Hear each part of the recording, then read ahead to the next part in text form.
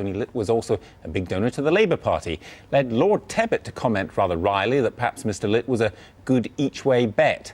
Well, Labour is defending a majority of 11,000. Michael Crick now reports on a battle which, beyond the fun, is proving a serious test for all three main parties.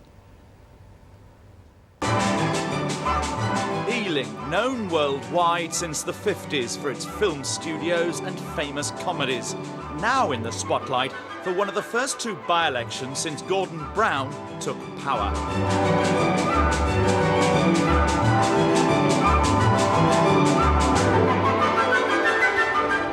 Cafes and maternity shops in Ealing, white and middle class, bargain stores and knockdown electronics in Southall, Asian and largely working class. It's a constituency of two contrasting parts. 3 miles separate the expensive delis at the eastern end of this seat with the colourful street markets out west. For the political drama which reaches its climax in Ealing this Thursday, there are big budgets, star names, hype and the odd spot of violence. But for Gordon Brown, or for David Cameron, or for Ming Campbell, it could turn out not to be so much a comedy as a tragedy.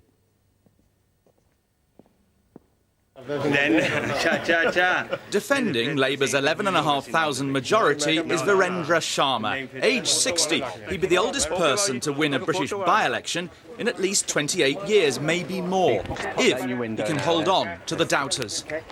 Hi, good afternoon. I don't think you would like to what I'm going to say. So, I like Labour. I've been 30 years Labour supporter, but Labour doesn't listen to its people. I must say Gordon Brown, what he's done so far is positive, I have to be honest. Yeah. Right. But the way our predecessor, unfortunately, he's damaged the party. Labour upset others by ditching plans for an all-women shortlist. Thanks for your help. I really appreciate that. Labour upset others by ditching plans for an all-women shortlist. And 5 Labour councillors defected to the Tories when the party rejected 3 seat contenders from its final shortlist, among them Gurcharan Singh. Why they left me? I left the Labour Party is because their underhand manner, their dishonesty, and not coming clean with me. I've been with the Labour Party for the last 30 years. In 30 years, I've been more experienced than anybody else, even younger than their candidate, if age is an issue. And in that case, I'm not fit for a short list. A melting pot of races and religions, Ealing Southall is one of the most politically charged seats in Britain. Elections here are like no other. In most elections in this country, local shopkeepers are traditionally very reluctant to get involved in politics, but not in Southall, although some could be accused of rather hedging their bets. And this shop, for instance, we've got a couple of Labour boards, a couple of Respect posters, and then round the corner, posters for the Liberal Democrat, the Conservative, and one of the Independents. And at this cafe just across the street, a poster for the Conservatives, for Respect, for Labour and for the Liberal Democrats. It all makes for a much more colourful election, although frankly the extra paperwork is a lot less environmentally friendly. The supporter from every candidate, they're coming here. I don't want to make anybody unhappy or upset, you see. You're most welcome. Vote for Tony Litt. Vote for Tony Litt. So, folk round here are used to businessmen hedging their bets. That may help the controversial Tory candidate, Tony Litt. 34 and a Sikh, his family owns one of Britain's most popular Asian radio stations. But he only joined the Tory party 3 weeks ago, when David Cameron asked him to be their candidate. Having, we now know, posed with Tony Blair at a Labour fundraising dinner only a week earlier, where his firm paid nearly £5,000 for a table. All a bit embarrassing for Mr Litt's new champion, who was in Ealing today. Morning. Morning, Mr Cameron. Michael, all well? Yes, thank you. This candidate of yours, aren't you embarrassed by him being at this Labour dinner? No, he's an absolutely excellent candidate. He's fought an extremely good campaign, and we're going for the best possible result we can. Did you know he'd been at this dinner? I think we're going to go to the YMCA now. Did you know he'd been at this dinner? I knew all about him. You knew all about him, including the dinner? I thought you had a proper job now, Michael.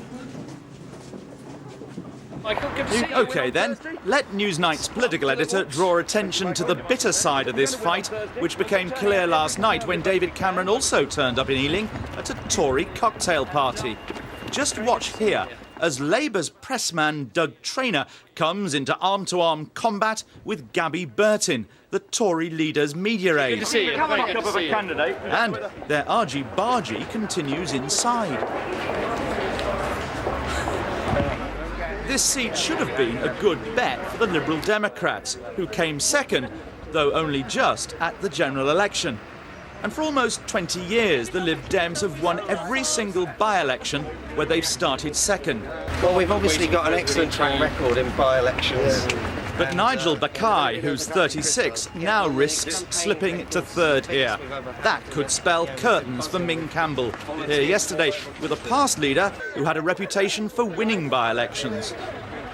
Lord Ashdown, have you come here to save Sir Ming's job? I've come here to win the seat like I always do. Wherever I turn up, we win, Crick. So just you watch that, OK? So it would be pretty awful then if the Liberal Democrats didn't win here. The Liberal Democrats always contemplate victory, as you well know, Michael. So when was the last time the Liberal Democrats were second and ended up third? Ask Chris Renard. Ask Chris Renard. It's beyond my memory. It's too far back. I can't. Lord Renard, Paddy Ashdown referred us to you. So when was the last time the Liberal Democrats fell from second to third in a by-election? Well, that's me, I don't know. It'll take a little while to look back. Back in the 80s? I think we're doing well here, that's the only point. Clearly moving our way, clearly between us and Labour, and the embarrassment of Tony Litt over this weekend has not helped the Conservatives, whose own senior Conservative shadow cabinet members have written off the Conservative chances. Labour have issued a leaflet about Tony Litt that is one of the most personally vicious that I've ever seen in a British election.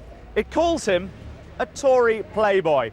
Now, according to the Oxford English Dictionary, a playboy is a person, usually a wealthy man, who leads a life of pleasure, especially one who behaves irresponsibly or is sexually promiscuous. That's powerful stuff in a place like Southall. So how do Labour defend their playboy jibe? That is a word that is being said day in, day out. By the Labour Party, day in, day out. Absolutely. You need to ask people on the streets why they're using that kind of tag. Investigate that point. And what I would do on the street why you're using that absolutely. Tag. And to most people, the word playboy would have connotations of sexual promiscuity. Are you accusing the Tory candidate of that? Absolutely not. We are saying quite clearly underneath that word why we think that tag is being used, and we think it's because he's playing at being local when he isn't local. He's playing at experiencing local services and local life here when he clearly isn't. He's doing it in Chiswick in some splendour. And we're saying that unlike our candidate, who's given 25 years of his life to serving local people, this guy hasn't. And these are the reasons we're differentiating our candidate from his. And I think you need to go out in the streets and ask people why they use this kind of term. Some Labour voters are switching, but Gordon Brown's man will probably hang on, because neither the Tories nor the Liberal Democrats have forged ahead as his main challenger. The drama may start if the Lib Dems come third, since one of the party's bigwigs, Lord Tim Razzle, has warned with regret that could trigger efforts by some Liberal Democrats to oust Sir Ming Campbell. Michael Crick. And the BBC website has the names of all the candidates standing in the Ealing Southall by-election.